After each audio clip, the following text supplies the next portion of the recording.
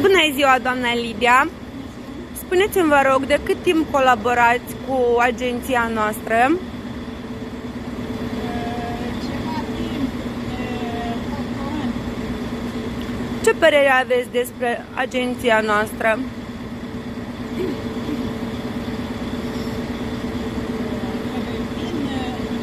prima dată și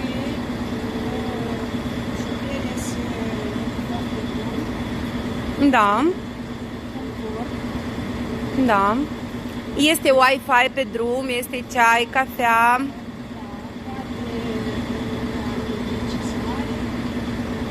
Salariul vă aranjează? Salariul? Da.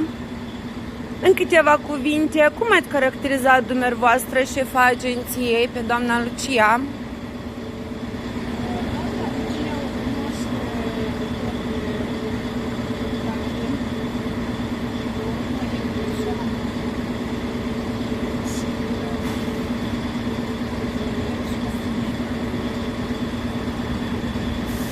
Este înțelegătoare, vă ajută la nevoie.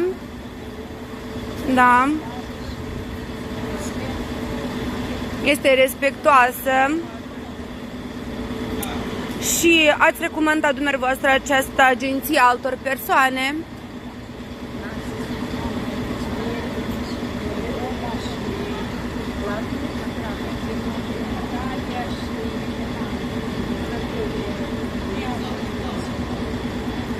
Am înțeles. Deci, vă mulțumim foarte mult pentru interviu, vă dorim drum bun și succese, să nu întâmpinați obstacole pe parcursul muncii și noi mereu să vă fim alături. Mulțumim la fel și dumneavoastră, succese.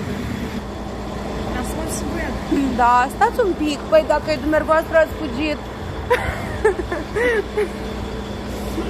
Stați că...